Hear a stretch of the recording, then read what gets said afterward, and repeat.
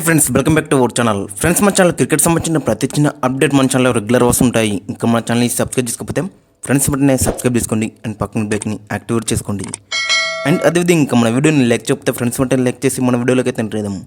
Friends తప్పకుండా like చేయండి. Like చేస్తే మన వీడియో మార్కెట్కి ఫాస్ట్ రీచ్ అవుతుంది.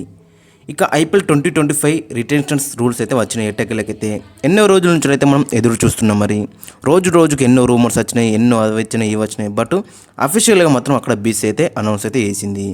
ఇక మనం ఫస్ట్ రూల్ చూసుకుంటే అక్కడ మరి మొత్తం 6 అయితే రిటెన్షన్ చేసుకోవచ్చు. బట్ అక్కడ మీ ఇష్టం, ఎంతమంది అంటే అంతమందిని రిటర్న్ చేసుకోవచ్చు. లేదంటే ఒక్కరిని వేసుకొని 5 ఆర్టీఎం కార్డ్స్ ద్వారా కూడా మీరు రిటర్న్ అయితే చేసుకోవచ్చు అని అక్కడ రూల్ అయితే పెట్టింది. మ్యాక్సిమం 5 క్యాప్డ్ ప్లేయర్స్ని తీసుకోవచ్చు అండ్ మ్యాక్సిమం 2 అన్క్యాప్డ్ ప్లేయర్స్ని అయితే తీసుకోవచ్చు. ఇక సెకండ్ రూల్ వచ్చేసి no limit for overseas and మన Indian players. Foreign players and Indian players ఇష్టం 6 ఫారెన్ ప్లేయర్స్ తీసుకోవచ్చు, 6 ఇండియన్ ప్లేయర్స్ కూడా తీసుకోవచ్చు. గతంలో అయితే మరి అక్కడ మొత్తం 4 రిటర్న్ చేసుకోవచ్చు. 2 ఫారెన్ ప్లేయర్స్ లేదా 3 ఇండియన్ ప్లేయర్స్, కొన్ని ఫారెన్ ప్లేయర్స్ అయితే ఆ రూల్ అయితే పెట్టింది. బట్ ఇప్పుడైతే మొత్తం నో లిమిట్, ఎంతమందిని ఫారెన్ ప్లేయర్స్ రిటర్న్ చేసుకున్నా ఏం కాదు, ఎంతమంది ఇండియన్ ప్లేయర్స్ని రిటర్న్ చేసుకున్నా ఏం కాదు. ఇక థర్డ్ రూల్ వచ్చేసి అక్కడ మొత్తం ఆక్షన్లు అయితే 120 కోట్లు అయితే ఉంటాయి. ప్లస్ ఇంక్రిమెంటల్లీ పర్ఫార్మెన్స్ పే వచ్చేసి మళ్ళీ అది ఎక్స్ట్రా ఉంటుంది. మొత్తం కలిపి అక్కడ మొత్తం 146 కోట్లు అయితే ఉన్నాయి. గతంలో అయితే 110 కోట్లు ఉండే గత సీజన్లో. బట్ ఇప్పుడైతే దాదాపు చాలా ఇంక్రిమెంట్ అయితే చేసిలని చెప్పుకోవచ్చు. ఇక మొత్తం కలుపుకుంటే మొత్తం 146 కోట్లు అయితే ఉన్నాయి మరి ఈ సీజన్కి అయితే.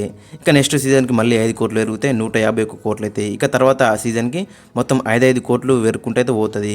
2027కి అయితే మొత్తం ఇంకా 5 కోట్లు పెరిగితే మొత్తం 157 కోట్లు అయితే అవుతాయి. మొత్తం ఈ 3 సీజన్లు కలిపి మొత్తం ఈ రూల్స్ అయితే వర్తితే అని చెప్పుకోవచ్చు.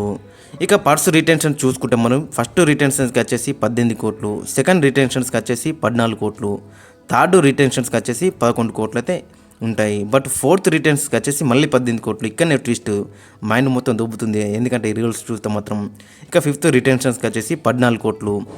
మొత్తం 5 రిటర్న్ చేసుకుంటే మొత్తం 75 కోట్లు అయితే వెళ్తాయి. మొత్తం 120 కోట్ల వెళ్ళి 75 కోట్లు పోతే మాత్రం మిగతాయి చాలా తక్కువ అమౌంట్ అయితే ఎక్కడ ఉంటాయి మరి అక్కడ ఫ్రాంచైజీకి అయితే. కాబట్టి మ్యాక్సిమం 3 రిటర్న్ చేసుకుంటారు అండ్ 2 ఆర్టీఎం కార్డు ద్వారా రిటర్న్ చేసుకునే అవకాశం అయితే మనకు కనిపిస్తుంది. కాబట్టి మొత్తం చాలా ట్విస్టెస్ అయితే మనకు కనబడుతున్నాయి. మరి ఈ రూల్స్లో బీసీఐ మాత్రం ఖచ్చితంగా మంచి ప్లాన్ అయితే వేసిందని చెప్పుకోవచ్చు. మరి చాలా మంచి గట్టి ప్లాన్ వేసి అక్కడ రూల్స్ అయితే తీసుకొచ్చింది.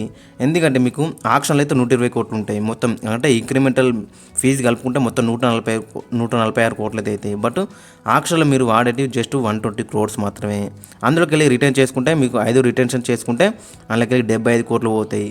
మిగతాయి మీకు ఇంకా 45 కోట్లు మాత్రం ఉంటాయి. కాబట్టి 45 కోట్లతో మిగతా టీం మొత్తం బిల్లు చేయడం అంటే చాలా కష్టంగా ఉంటుంది. కాబట్టి మ్యాక్సిమం 3 అయితే రిటర్న్ చేసుకుంటారు అండ్ 2 అయితే ఆ టీం కార్డు ద్వారా రిటర్న్ చేసుకుంటారు అండ్ ఒక అన్కప్డ్ ప్లేయర్ను కూడా రిటర్న్ చేసుకునే అవకాశం అయితే మనకు కనిపిస్తుంది. కాబట్టి ఓవరాల్ చూసుకుంటే మాత్రం ఫ్రాంచైజీలకు మాత్రం చాలా ట్విస్ట్ ఇన్ ది టేల్స్ లాగా అయితే మారిందని చెప్పుకోవచ్చు.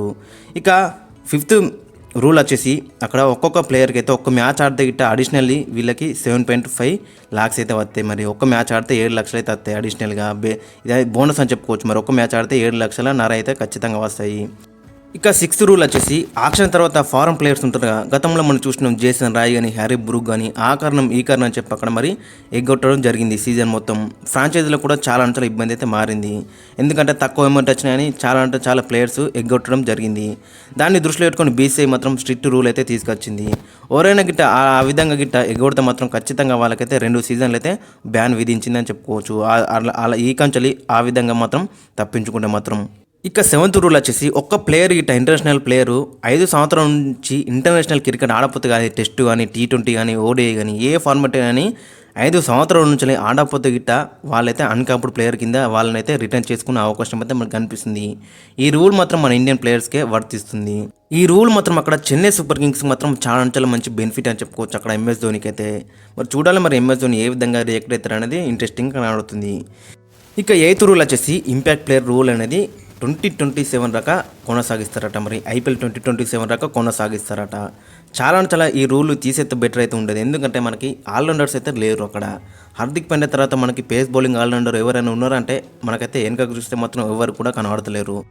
మనమే అక్కడ ఆల్రౌండర్స్ని అయితే చంపుకున్నట్టయితే అనిపిస్తుంది. ఎందుకంటే మనకి గతంలో చూసినాం గత ఐపీఎల్ సీజన్లో మరి ఏ ఒక్క ఆల్రౌండర్ కూడా అక్కడ ఇంపాక్ట్ అయితే క్రియేట్ చేయలేకపోయాడు. ముఖ్యంగా అక్కడ వాషింగ్టన్ సుందర్ కూడా ఛాన్స్ అయితే రాలేదు. ఇంపాక్ట్ ప్లేయర్ రూల్ వల్ల వాషింగ్టన్ సుందర్ కూడా ప్లేయింగ్ లెవెన్లో ఛాన్స్ అయితే రాలేదు. ఇక శివన్ దుబే అంటారా, శివన్ దుబేని అయితే ఓన్లీ బ్యాటింగ్కే యూజ్ చేసిళ్ళు. ఇక బౌలింగ్లో అయితే ఒక ఓవర్ వేయలేడు. ఇక ఫీల్డింగ్లో కూడా అతనైతే యూజ్ చేసుకోలేకపోయారు. ఈ విధంగా ఉంటే మాత్రం ఖచ్చితంగా మన టీమిండియాకి అయితే ఆల్రౌండర్స్ అనేది రారని చెప్పుకోవచ్చు. మరి చూడాలి మరి బీసీ ఏం చేస్తారు అనేది చూడాలి. ఓవరాల్గా చూసుకుంటే మరి రూల్స్ మాత్రం చాలా డేంజర్స్గా అయితే కనబడుతున్నాయి మనకి. అప్పుడే మనకి మంచిగా కనబడుతున్నాయి, అప్పుడే దానికైతే మళ్ళీ ఒక ట్విస్ట్ అయితే కనబడుతుంది. కాబట్టి ఓవరాల్గా చూసుకుంటే మాత్రం రూల్స్ అయితే చాలా బెటర్ అయితే ఉన్నాయి. మరి ఫ్రాంచైజీలో కూడా ఈ రూల్స్ అయితే అన్ని టీంలో కూడా అన్ని ఫ్రాంచైజీలో కూడా మరి బేసికల్లీగా చూసుకుంటే మరి బ్యాలెన్సింగ్ అయితే కనబడుతున్నాయి. ఒక టీంకి మంచిగా ఉంది, ఒక టీంకి మంచి లేదన్నట్టు అయితే లేదు. పంజాబ్ కింగ్స్ కూడా ఈ రూల్స్ అయితే మంచిగా కనిపిస్తున్నాయి. ఎందుకంటే వాళ్ళైతే ఒక ప్లేయర్ని రిటర్న్ చేసుకోవచ్చు, మిగతా 5 ఆ టీం కార్లు యూజ్ చేసుకోవచ్చు. ఓవరాల్గా చూసుకుంటే చాలా బెటర్ అయితే మనకు కనబడుతుంది. రూల్స్ మాత్రం చాలా ట్విస్ట్లు ఉన్నాయి, చాలా డేంజరస్ రూల్స్ కూడా మనకైతే కనబడుతున్నాయి. ఫారెన్ ప్లేయర్స్ కూడా మంచి రూల్స్ అయితే పెట్టి గట్టి రూల్స్ మరి వాళ్ళు కూడా ఇప్పటి నుంచి అయితే వాళ్ళు మంచిగా ఉంటారని చెప్పుకోవచ్చు. ఇక అన్క్యాప్డ్ రూల్ కూడా తీసుకొచ్చి అక్కడ మరి ఎంఎస్ ధోని కూడా మరో సీజన్ ఆడే అవకాశం అయితే మనకు కనిపిస్తుంది. ఓవరాల్గా చూసుకుంటే మరి రూల్స్ మాత్రం చాలా బెటర్ అయితే కనబడుతున్నాయి. అక్కడ ఈ 6 రిటెన్షన్స్ అయితే మరి ఎస్ఆర్హెచ్కి అండ్ ముంబై ఇండియన్స్కి అయితే మంచిగా వర్తిస్తాయి. అండ్ కేకేఆర్ కూడా ఈ 3 టీంలో కూడా మంచిగా యూజ్ అవుతాయి. ఎందుకంటే వాళ్ళు 6 కూడా రిటైన్ చేసుకునే అవకాశం అయితే మనకు కనిపిస్తుంది. కేకేఆర్ అయితే వాళ్ళ కోర్ టీంని అయితే మళ్ళీ బిల్డ్ చేసుకునే అవకాశం ఉంటుంది. ఇక ముంబై ఇండియన్స్ కూడా అక్కడ రోహిత్ శర్మని ఫస్ట్ రిటెన్షన్ కింద 18 కోట్లు ఇవ్వచ్చు, సెకండ్ రిటెన్షన్ కింద సూర్యకుమార్ యాదవ్కి 14 కోట్లు, థర్డ్ రిటెన్షన్ కింద 11 కోట్లు అక్కడ మరి ఇషాన్ కిషన్కి ఇవ్వచ్చు. ఇక 4th రిటెన్షన్స్ మళ్ళీ 18 కోట్లు అక్కడ బుమ్రాకి ఇవ్వచ్చు. అండ్ 5th రిటెన్షన్స్ హార్దిక్ పాండ్యాకి కూడా మరి అక్కడ 18 లేదా 14 కోట్లు అయితే ఇవ్వచ్చు. ఓవరాల్గా చూసుకుంటే మరి వాళ్ళు కూడా వాళ్ళ కోర్ టీంని అయితే బిల్డ్ చేసుకునే అవకాశం అయితే మనకు కనిపిస్తుంది. ఇక ఎస్ఆర్హెచ్లో చూసుకుంటే మరి హెన్రిచ్ క్లాసన్కి 18 కోట్లు ఇవ్వచ్చు ఫస్ట్ రిటెన్షన్ కింద, సెకండ్ రిటెన్షన్స్ కింద మరి అభిషేక్ శర్మకి 14 కోట్లు, థర్డ్ రిటెన్షన్ కింద మరి అక్కడ 11 కోట్లు మరి నితీష్ కుమార్ రెడ్డి ఇలాంటి ప్లేయర్స్కి అయితే ఇచ్చే అవకాశం ఉంది. ఇక మళ్ళీ 4th రిటెన్షన్ కింద 18 కోట్లు మరి కమిన్స్కి ఇచ్చే అవకాశం ఉంది. అండ్ 5th రిటెన్షన్ కింద ట్రావిస్ రెడ్డికి 14 కోట్లు ఇచ్చే అవకాశం అవుతుంది.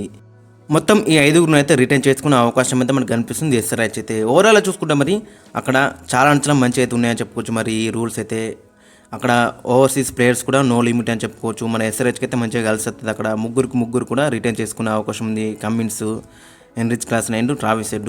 ఫ్రెండ్స్ ఓవరాల్ చూసుకుంటే మరి రూల్స్ అయితే ఈ విధంగా అయితే ఉన్నాయి. నాకైతే బాగా నచ్చిన రూల్ వచ్చేసి మరి ఫారెన్ ప్లేయర్స్ మరి ఆక్షన్ తర్వాత మరి చాలా మంది అక్కడ నాకు తక్కువ అమౌంట్ వచ్చిందని అక్కడ మొత్తం సీజన్ మొత్తం అయితే మిస్ అవుతున్నారు. ఈ రూల్ మాత్రం నాకు చాలా నచ్చిందని చెప్పుకోవచ్చు. ఎందుకంటే మరి వాళ్ళకైతే 2 years అయితే బ్యాన్ అయితే విధిస్తుంది. ఒకవేళ ఇట్ట మళ్ళీ అక్కడ ఆ విధంగా చేస్తే మాత్రం ఈ రూల్ మాత్రం నాకైతే చాలా మంచిగా అయితే నచ్చింది. మీకు ఏ రూల్ నచ్చిందో ఖచ్చితంగా కింద కామెంట్స్లో అయితే మెన్షన్ చేయండి. ఓవరాల్ చూసుకుంటే రూల్స్ అయితే ఇవి.